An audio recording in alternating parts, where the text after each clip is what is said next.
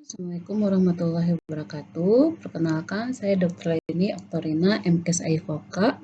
Hari ini saya akan memberikan ICT tentang maqasid syariah dan lingkup hukum Islam.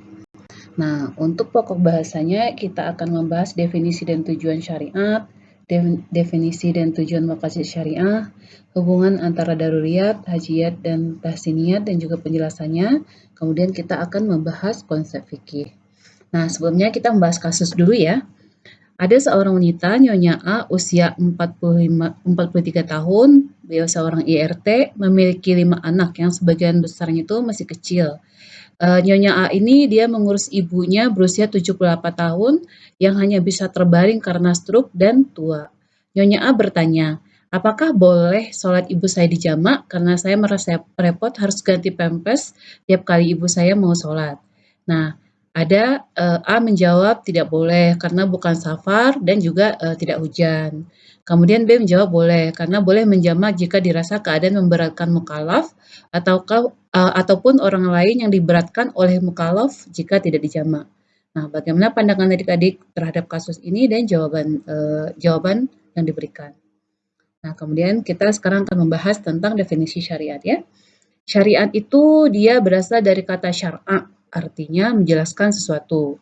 Atau syariat ini juga berasal dari kata syir'ah, yaitu sumber air yang didatangkan manusia atau binatang untuk minum.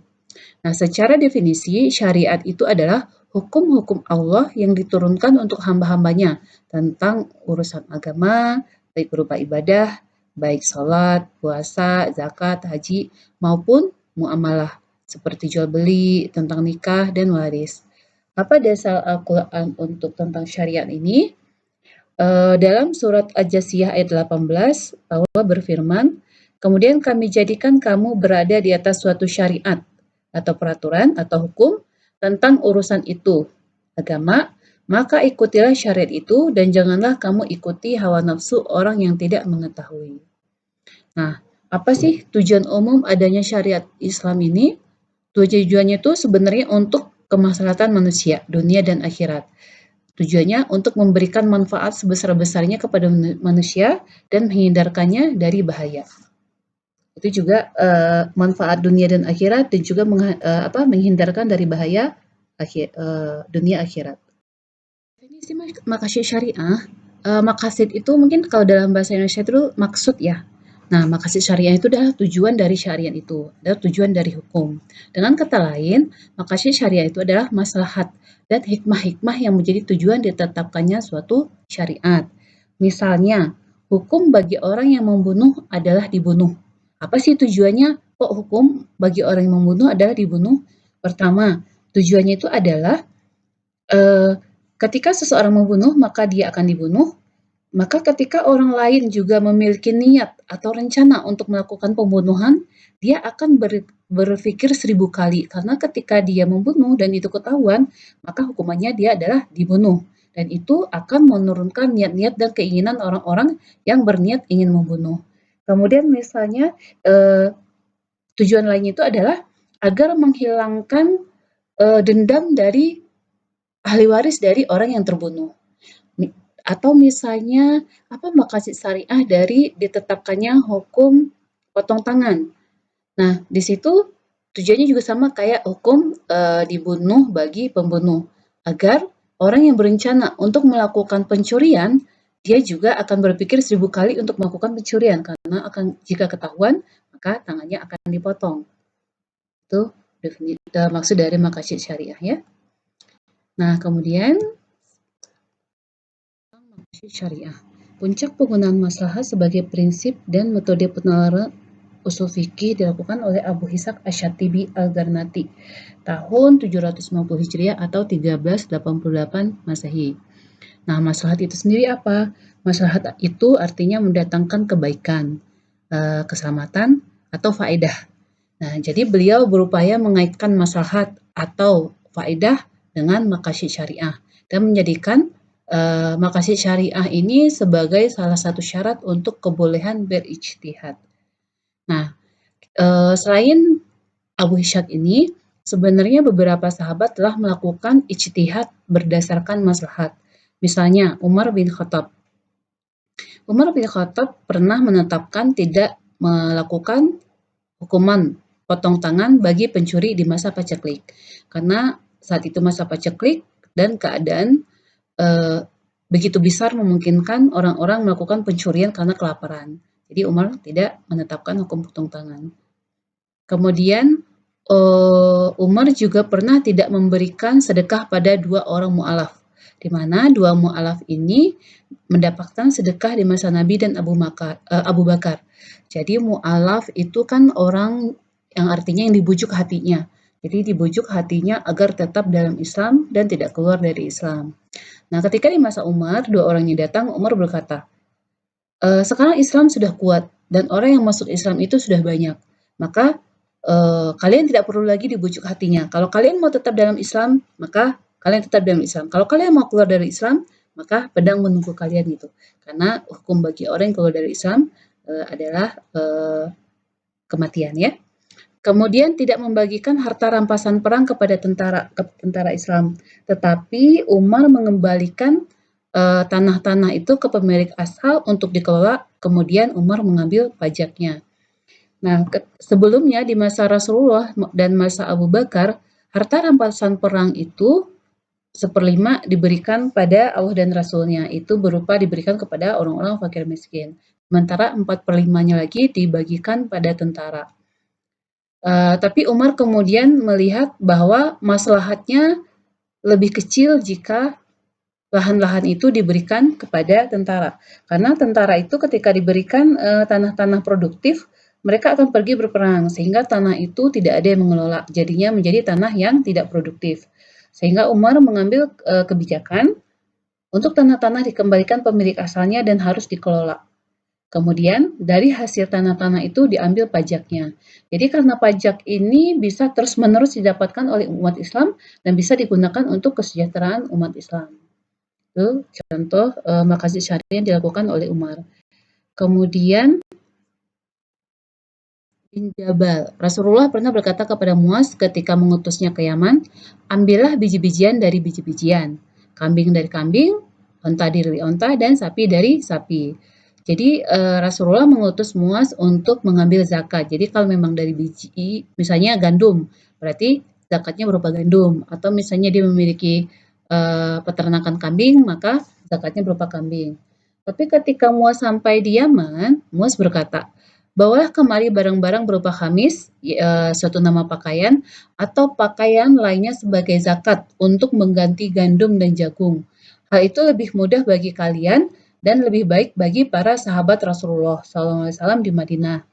Nah, kondisinya saat itu Yaman itu sudah maju dalam industri tekstilnya. Sementara saat itu di Madinah belum memiliki tekstil. Jadi Madinah mengimpor tekstil. Dan juga secara kesejahteraan masa itu Yaman lebih sejahtera dibandingkan Madinah. Sehingga Muaz melihat bahwa maslahatnya ketika diambil pakaian-pakaian dari Yaman, itu akan memberikan manfaat bagi penduduk Madinah karena mereka tidak memiliki industri tekstil. Apakah boleh kita melakukan ijtihad yang bertentangan dengan syariat untuk saat sekarang ini? Secara umum itu tidak boleh ya. Ijtihad itu harus mengacu pada Al-Quran dan hadis. Kecuali jika tidak ada dalam Al-Quran dan hadis, maka dilakukan dengan kias. Nah, jika misalnya kiasnya juga tidak ada, kita juga bisa dengan melihat maslahat suatu ketetapan. Kalau sesuatu itu kita tetapkan, contohnya misalnya pada wanita yang mengalami kesulitan untuk memiliki anak, maka ada ijtihad baru saat ini dengan program bayi tabung. Nah, kira-kira kita lihat maslahatnya. Apa maslahatnya ketika itu diperbolehkan dan apa masalahnya ketika itu tidak diperbolehkan. Kemudian adapun tentang Umar yang dia membuat banyak ijtihad yang mungkin terkesannya bertentangan dengan Al-Quran atau hadis, sebenarnya adapun kebijakan-kebijakan Umar sudah mendapatkan legitimasi hukum dari Rasulullah ketika Rasulullah masih hidup. Rasulullah pernah berkata, Hendaklah kalian berpegang teguh kepada sunnahku dan sunnah khulafa rasyidin yang diberi petunjuk oleh Allah. Peganglah kuat-kuat sunnah itu dengan gigi geraham dan jauhilah ajaran-ajaran yang baru dalam agama karena semua bid'ah adalah sesat. Nah, ketika Umar menetapkan suatu keputusan-keputusan yang mungkin terkesan berbeda dengan apa yang ditetapkan dalam Al-Quran maupun hadis, tapi sebenarnya itu sudah dijamin juga oleh Rasulullah. Rasulullah menyuruh, ikutilah sunnahku dan sunnah khulafa rasyidin. Berarti kebijakan Umar itu sudah mendapatkan ketetapan atau legitimasi hukum dari Rasulullah. Nah, kemudian Rasulullah pernah berkata dalam suatu hadis, andaikan ada nabi setelah Rasulullah, maka dia adalah Umar. Atau hadis Rasulullah tentang Umar ketika Rasulullah masih hidup, Umar itu sering memberikan saran-saran kepada Rasulullah. Waktu itu Rasulullah tidak menerima saran-saran Umar. Kemudian turut ayat Al-Quran yang sesuai dengan saran-saran Umar. Jadi Umar ini sebenarnya seseorang yang dia cerdas. Dia cerdas, berpikir analitik, melihat kebaikan dan keburukan dari suatu keputusan, sehingga dia bisa melihat maslahat-maslahat dari suatu keputusan. Dan dia selalu berpatokan ketika dia menetapkan suatu keputusan, maslahatnya atau faedahnya itu jauh lebih banyak dan lebih besar dibandingkan keputusan yang sebelumnya gitu. Jadi itu salah satu bentuk kecerdasan Umar.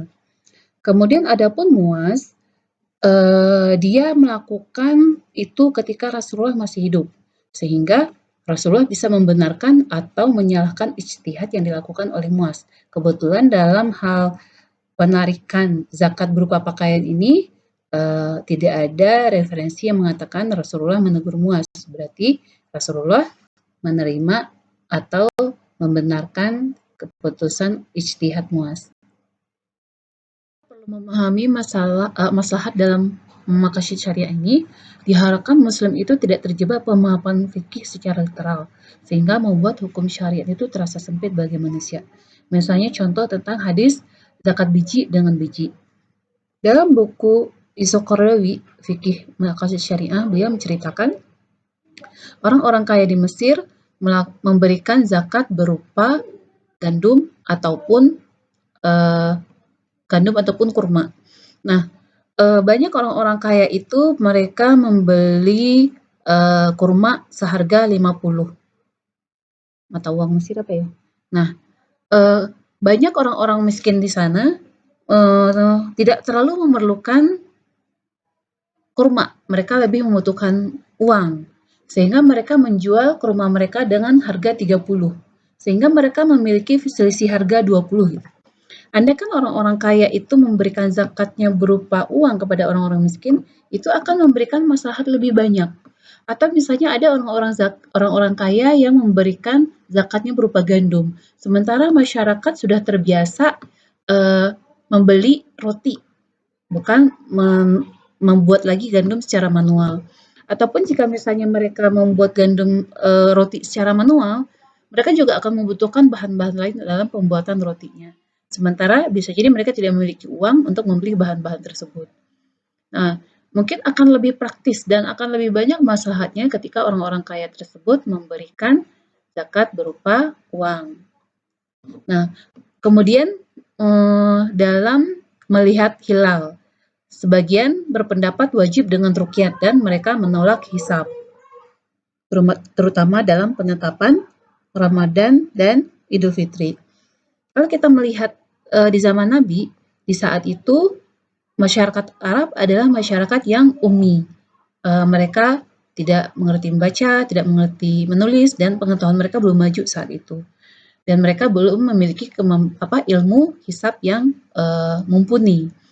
Nah, dengan kemajuan ilmu pengetahuan sekarang, apakah kita akan masih memaksakan menetapkan ruqyah dan menolak hisab? Sementara ruqyah itu dia bersifat lokal, tidak bisa diterapkan secara global. Sementara hisab itu dia bersifat global. Itu yang pertama. Yang kedua, ruqyah itu dia tidak bisa menetapkan kalender untuk 1 tahun ke depan. Karena hilal itu baru bisa ditetapkan H-1. Sementara banyak bulan-bulan Qamariyah itu dan juga ibadah-ibadah yang berkaitan dengan penetapan bulan Qamariah.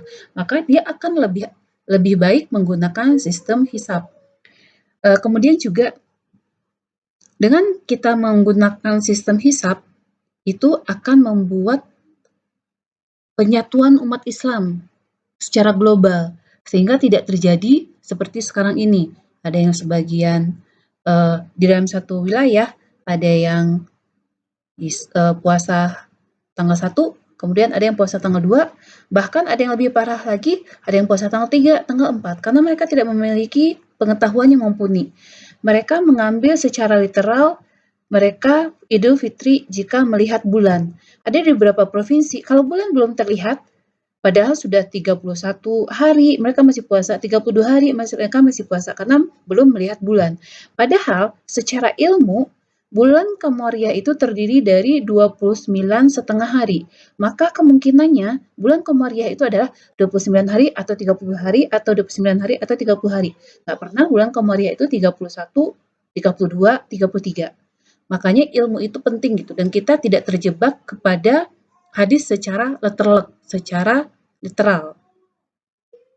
Nah, kemudian apalagi maslahatnya ketika kita memahami maslahat dalam maqasid syariah. Nah, jika kita banyak membaca hadis, kita akan mengetahui banyak hukum Nabi itu tidak menetapkan satu keputusan, biasanya berupa rentang, atau bisa berupa pilihan A jika A tidak bisa, B jika B tidak bisa, D, C gitu. Berdasarkan kondisi mukallaf. Misalnya, batasan aurat paling bawah wanita. Rasulullah menetapkan batasan paling bawah itu adalah pertengahan betis. Kemudian seorang wanita datang kepada Rasulullah, "Ya Rasulullah, jika demikian aurat kami masih kelihatan." Rasulullah berkata, "Maka turunkanlah 1 jengkal." Tapi kemudian wanita itu berkata, "Ya Rasulullah, tapi aurat kami masih kelihatan." Kemudian Rasulullah berkata, "Maka turunkanlah sehasta, tidak boleh lebih." Rasulullah itu kalau menurut saya bukan orang yang bukan orang yang bodoh gitu. Kenapa Rasulullah tidak langsung mengatakan turunkanlah sehasta? Jadi itu kan langsung terlihat. Kenapa Rasulullah mengatakan turunkan dulu sejengkal? Tapi wanita itu berkata, masih terlihat ya Rasulullah. Kayaknya Rasulullah ketika menetapkan turun sejengkal, beliau tahu itu akan masih kelihatan gitu. Tapi beliau mengatakan turunkanlah dulu sejengkal. Terus wanita itu berkata, tapi masih terlihat ya Rasulullah. Maka turunkanlah sehasta, tidak boleh lebih. Nah, di situ Rasulullah memberikan batasan-batasan agar kalau ada yang merasa dia kerepotan dengan batas bawah itu sehasta yang terlalu panjang banget, yang dia menyapu tanah, mungkin ada sebagian wanita yang tidak suka dengan hal itu, karena akan membuat baju bagian bawahnya itu kotor gitu, walaupun nggak najis. Tapi ada juga yang mungkin dia bisa batas bawahnya itu terlalu panjang sehasta. Nah, di sini Rasulullah memberikan batasan dari A sampai C gitu. Jadi tujuannya agar wanita itu memiliki beberapa pilihan, agar dia tidak terpatok pada satu pilihan dan kemudian itu memberatkannya. Kemudian contohnya tentang khatam Al-Quran, ketika Abdullah bin Umar berkata, "Ya Rasulullah, untuk mengkhatamkan Al-Quran itu dia tuh bisa gitu mengkhatamkan Al-Quran dengan cepat." Kata Rasulullah, "Maka khatamkanlah Al-Quran itu dalam 1 bulan." Abdullah bin Umar berkata, "Saya bisa lebih dari itu." Maka khatamkanlah dalam 1 minggu. Abdullah bin Umar berkata, "Saya bisa lebih dari itu." Kemudian Rasulullah berkata, "Khatamkanlah dalam 3 hari, tidak boleh kurang dari itu." Jadi di situ Rasulullah memberikan batasan gitu. Abdullah bin Umar menghatamkan dalam 3 hari, dan kemudian di masanya tuanya dia menyesal tidak mengambil keringanan yang diberikan oleh Rasulullah. Kemudian tentang puasa sunnah, itu hal yang sama ketika Rasulullah mengatakan, berpuasalah Senin dan Kamis, dan ditambah dengan puasa Yaumul Bid, 3 hari di pertengahan bulan. Kemudian Abdullah bin Umar berkata, "Ya Rasulullah, saya bisa lebih dari itu." Kata Rasulullah, "Maka puasa Daud, dan tidak ada yang melebihi dari puasa Daud." Jadi puasa Daud itu sehari puasa, sehari tidak, sehari tidak. Jadi kita tidak boleh berpuasa terus-menerus kecuali di bulan Ramadan atau di bulan Sya'ban. Nah, dalam hukuman Rasulullah pun biasanya juga memberikan berupa pilihan-pilihan. Misalnya suami istri yang berhubungan di siang hari bulan Ramadan, sanksinya itu adalah memerdekakan budak. Jika dia tidak mampu memerdekakan budak, maka dia memberikan makan 60 orang miskin. Jika dia tidak mampu, maka dia berpuasa. Tujuan syariat Islam atau maqasid syariah itu adalah untuk kemaslahatan manusia. Yang pertama dalam hal penjagaan agama, hifdzuddin. Kemudian penjagaan jiwa, hifdud nafs. Kemudian penjagaan akal, yaitu hifdul akal. Kemudian penjagaan kehormatan, kemudian penjagaan harta. Ini penjagaan kehormatan atau keturunan ya.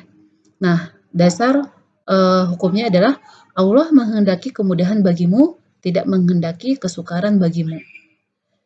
Nah, para ulama berpendapat di antara kelima tujuan maqasid syariat Islam ini, yang paling tinggi adalah hifdzuddin, penjagaan agama. Itu harus didahulukan dibandingkan penjagaan-penjagaan yang lain. Namun ada kondisi di mana hifdzud nafs diutamakan dibandingkan hifdzuddin. Misalnya, ketika kita akan sholat dan junub, maka itu kan wajib mandi junub. Pernah sahabat dia mandi junub di tengah malam dan airnya itu sangat dingin. Sehingga ketika sahabat itu mandi junub, dia meninggal. Kemudian dikatakan kepada Rasulullah, kata Rasulullah, jika dia melaksanakan tayamum, maka jiwanya akan selamat gitu. Nah di sini ada kondisinya mungkin nafs bisa mengalahkan agama. Tapi ada juga kondisi di mana misalnya seseorang dipaksa untuk kufur, kalau tidak mau kufur atau misalnya keluar dari Islam, maka diancam akan dibunuh.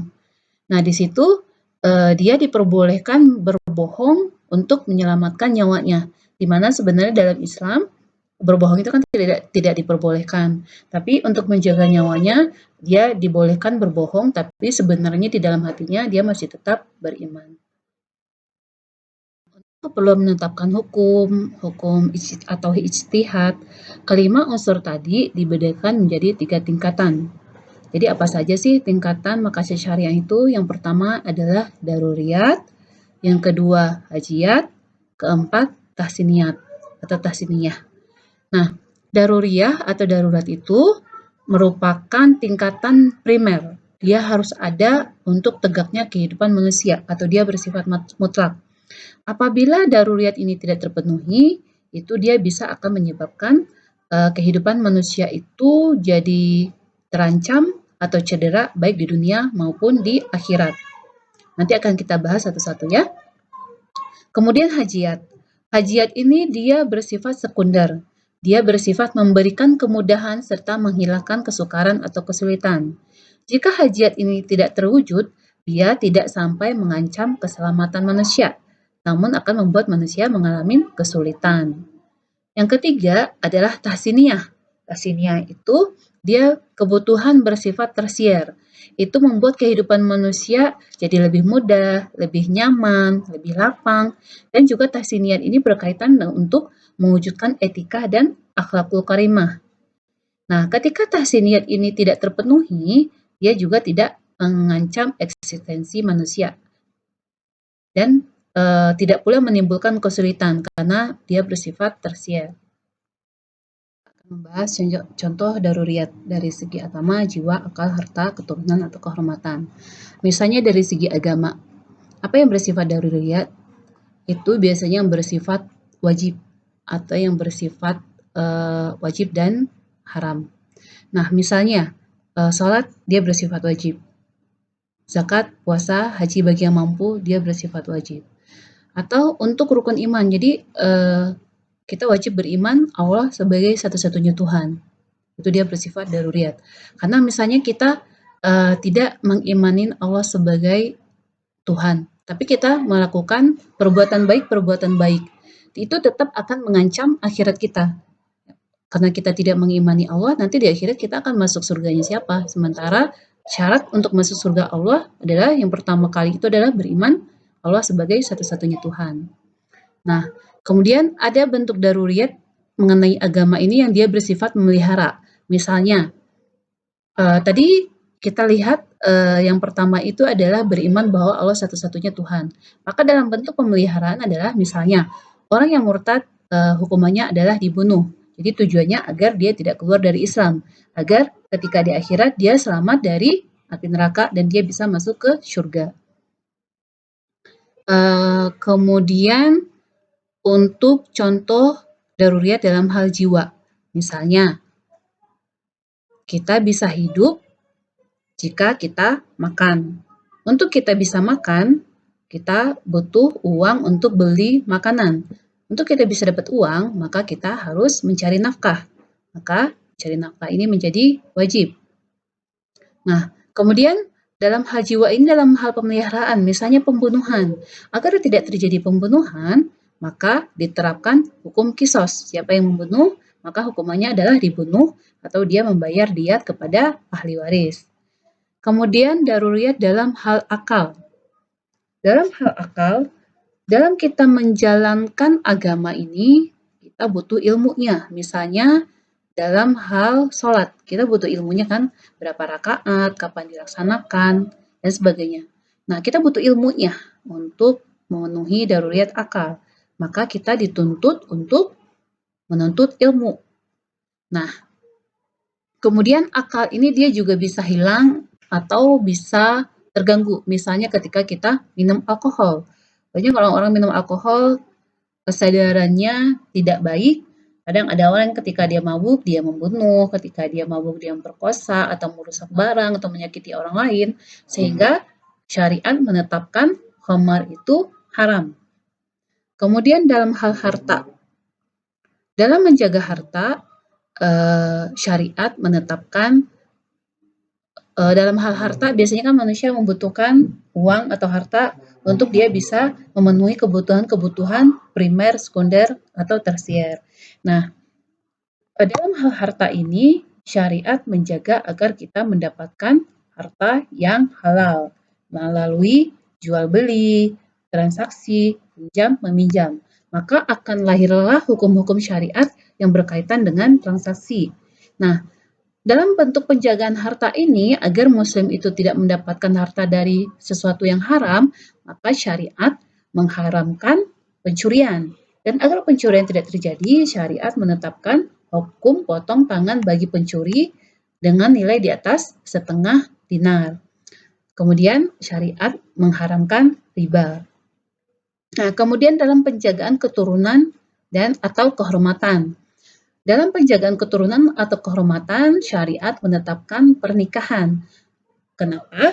Agar jika misalnya pernikahan tidak ditetapkan, maka mungkin laki-laki akan berhubungan seksual dengan wanita A, kemudian wanita B, wanita C. Ketika itu tidak terikat dalam pernikahan, status anak itu jadi tidak jelas, pertama. Yang kedua, mungkin wanita itu sekarang berhubungan dengan pria A.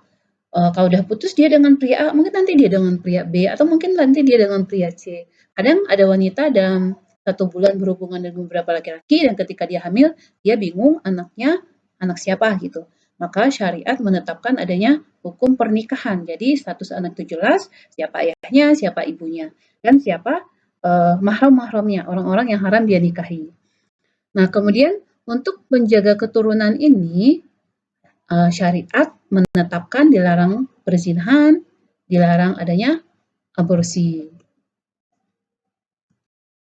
Boleh ya dipikirkan kira-kira apa saja contoh daruriyat dalam 5 hal ini yang di luar yang saya jelaskan. Sekarang kita masuk ke hajiat. Hajiat itu bersifat memudahkan dan menghilangkan kesulitan. Misalnya agama. Dalam hal agama, sholat itu wajib ya, sholat itu wajib. Bagaimana kalau misalnya kita dalam perjalanan? Maka akan diberikan dispensasi atau keringanan berupa qashar atau jamak. Nah, misalnya kita lagi kesulitan mendapatkan air untuk berwudu, maka diperbolehkan tayamum. Itu contoh hajiat. Dalam hal jiwa, Dalam hal jiwa misalnya, balik lagi ya. Oh, di sini aja ya, nggak bisa balik lagi soalnya. Dalam hal jiwa, contohnya hajiat itu adalah hukum kisos itu ditetapkan, misalnya orang yang membunuh, maka hukumannya adalah dibunuh. Pada kondisi-kondisi tidak jelas pelaku pembunuhannya, dari bukti-bukti tidak cukup kuat, maka bisa terjadi penundaan hukuman kisos karena nggak jelas statusnya. Contohnya adalah pada kasus pembunuhan Utsman bin Affan. Khalifah setelahnya itu adalah Ali. Ali tidak menetapkan hukum kisos kepada pembunuh Utsman karena di situ kondisinya chaos dan orangnya sangat banyak dan itu kesulitan untuk menentukan siapa pelaku-pelaku utamanya. Sehingga Ali tidak menetapkan hukum kisos. Kemudian akal. Contoh hajiat dalam hal akal. Nah, kita kan diwajibkan untuk menuntut ilmu. Tapi ada juga ilmu-ilmu yang kita pelajari untuk memudahkan manusia. Misalnya ilmu tentang komputer, ilmu tentang teknologi gitu. Itu yang bersifat hajiat. Kemudian dalam hal harta. Misalnya rumah. Kita kan daruriyat ya, kita butuh rumah untuk berlindung. Kemudian dari segi hajiatnya, untuk memudahkannya, kita misalnya ingin rumah yang besar, biar kita tidak sulit. Kalau misalnya terlalu sempit, mungkin kita akan lebih sulit gitu. Atau rumahnya itu terbuatnya dari semen, bukan dari kayu gitu. Itu dia bersifat hajiat ya, memudahkan. Kemudian dari segi keturunan atau kehormatan. Misalnya untuk keturunan itu pernikahan ya. Pernikahan itu wajibnya kan satu. Nah, dalam misalnya laki-laki itu kebutuhannya terhadap seksual lebih tinggi dibandingkan wanita. Dan bagi laki-laki, wanita itu adalah fitnah yang cukup besar gitu. Sehingga adanya syariat poligami. Nah, ketika seorang laki-laki dia memilih poligami, istrinya 2 atau 3, itu merupakan salah satu bentuk hajiatnya. Sekarang kita bahas tahsiniyat. Tahsiniyat ini dia membuat lebih nyaman, lebih nikmat, dan juga dalam hal etika dan akhlak ya. Misalnya contohnya dalam agama, sholat itu wajib. Dan bagi laki-laki wajib sholatnya ke masjid. Nah, misalnya dalam tahsiniyat itu dia memakai pakaian yang bagus, kemudian dia melakukan hal-hal yang sunnah. Misalnya dia pakai parfum ketika sholat Jumat gitu. Nah, kemudian dalam hal jiwa, makan itu adalah darurat untuk memelihara jiwa. Nah, ketika dia makannya itu menunya bervariasi atau makannya itu yang makanannya lebih enak, itu masuknya ke tahsiniyat. Kemudian dalam hal akal, misalnya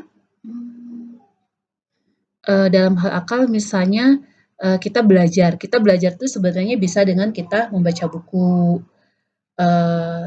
atau misalnya kita bisa belajar dengan mendengarkan dari guru atau dari ulama gitu.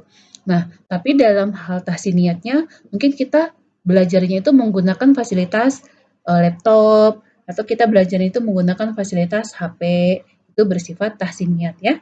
Nah, kemudian dalam hal harta, harta itu biasanya dalam hal jual beli.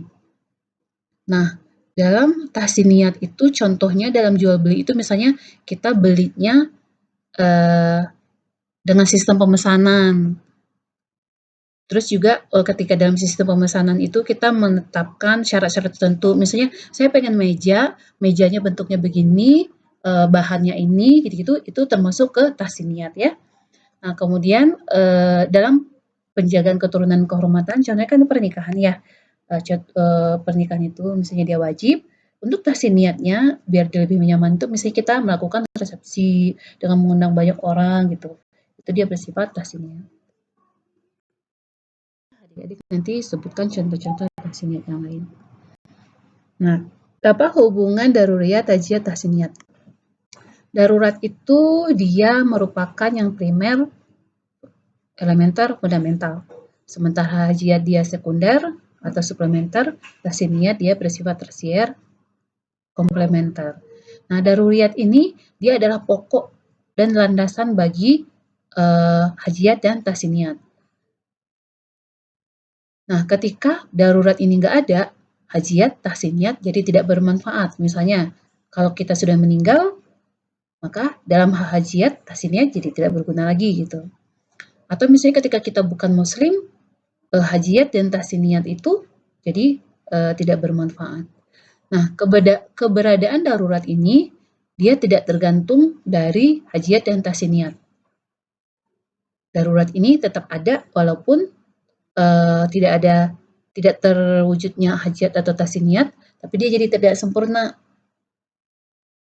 Misalnya dia sholat, tapi misalnya pakaiannya kurang bagus gitu ya, jadinya tidak sempurna.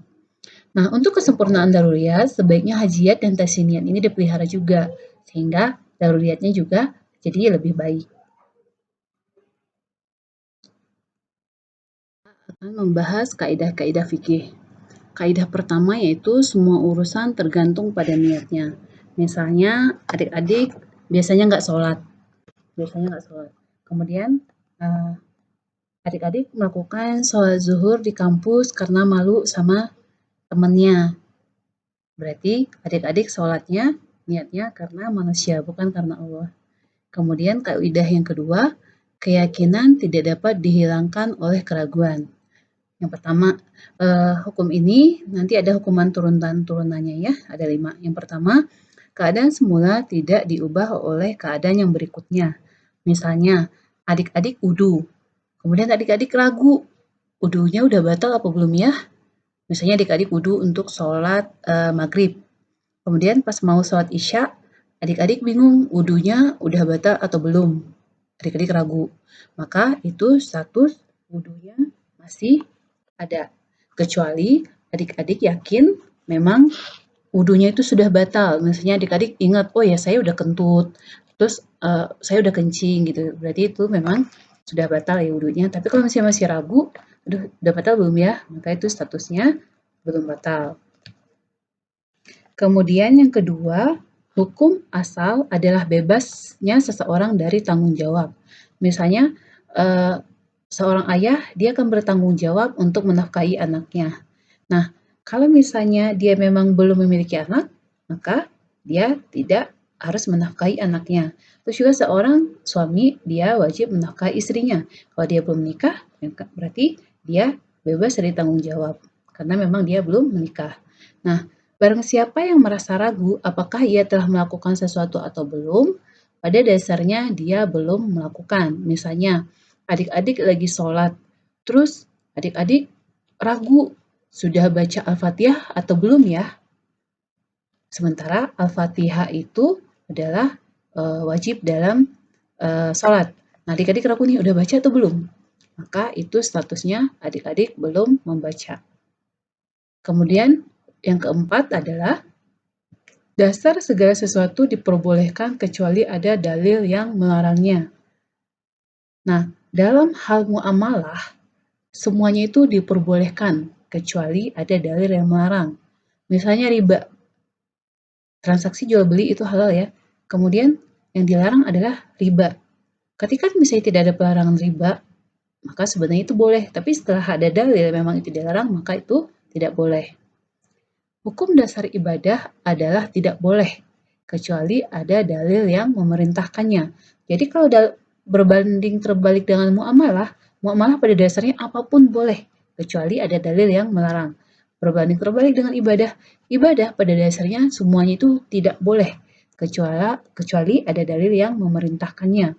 Misalnya ada orang yang puasa terus-menerus panjang tahun, tiap hari dia puasa terus-menerus. Itu tidak boleh, karena tidak ada dalil yang memerintahkannya.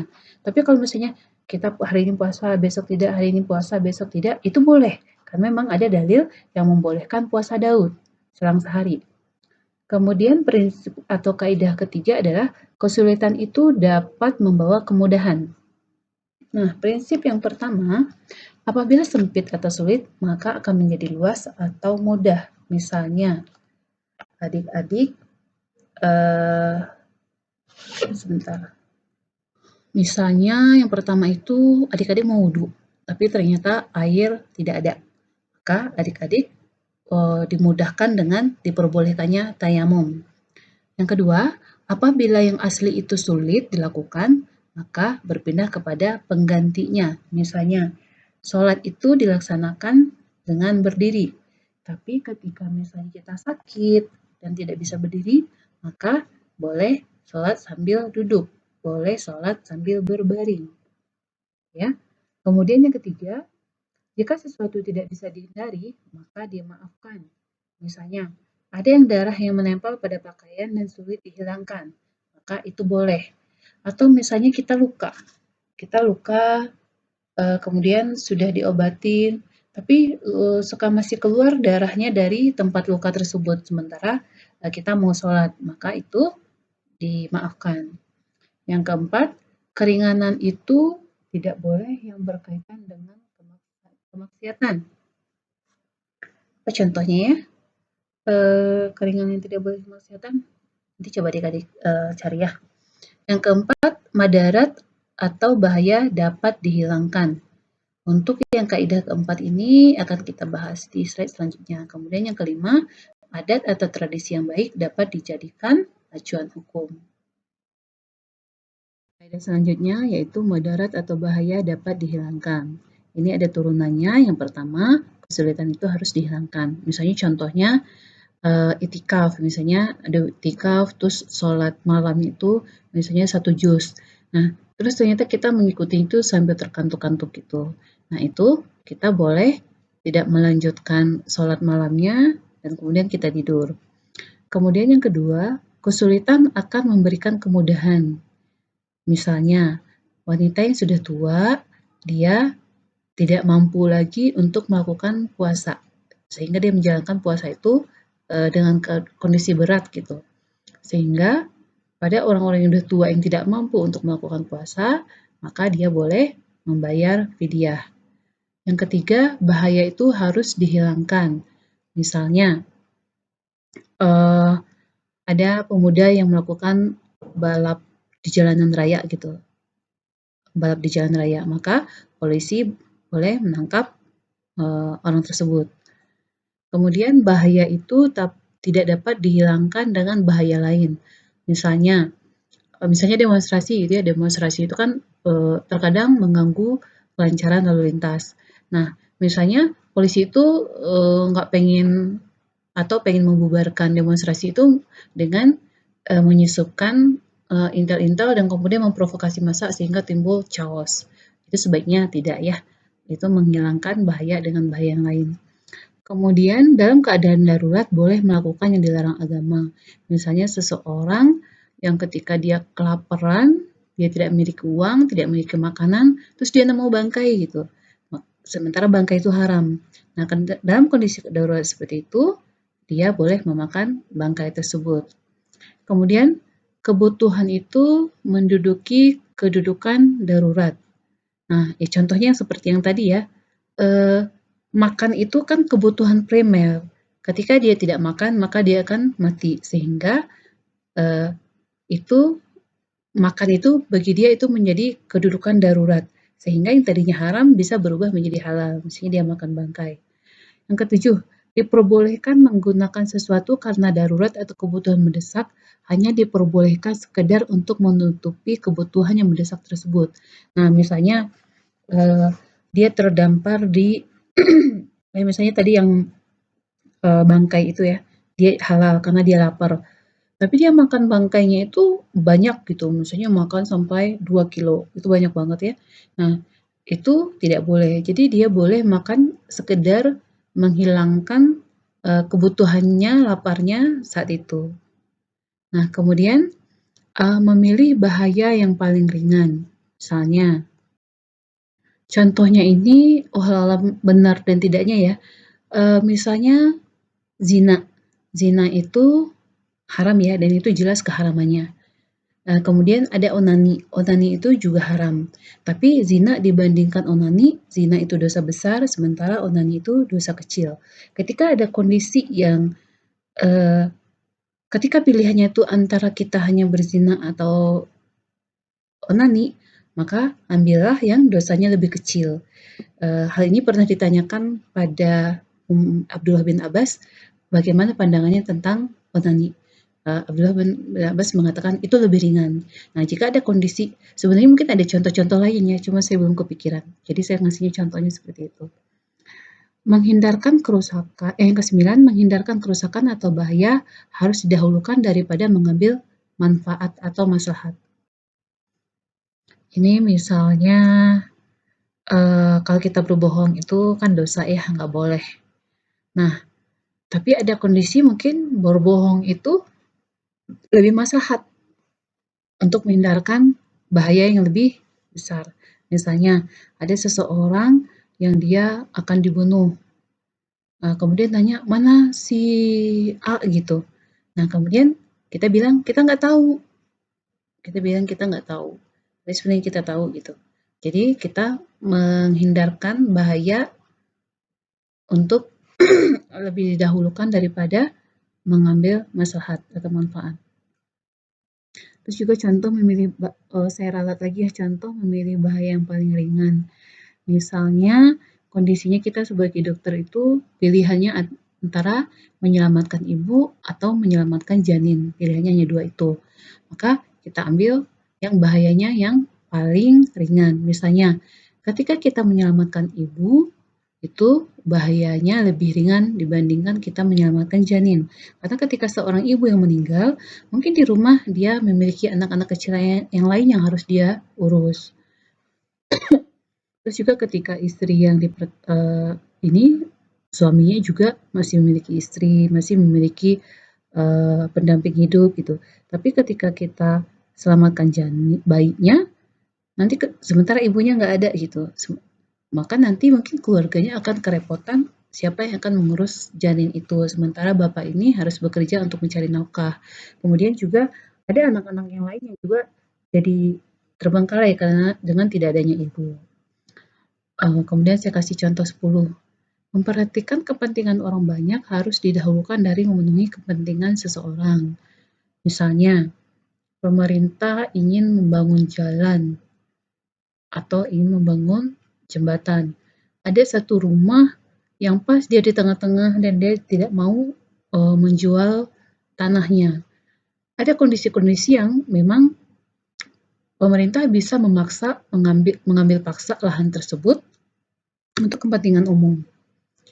Kemudian yang kelima, adat atau tradisi yang baik dapat dijadikan acuan hukum. Apa contohnya? Misalnya, ada tradisi silaturahim ketika Lebaran.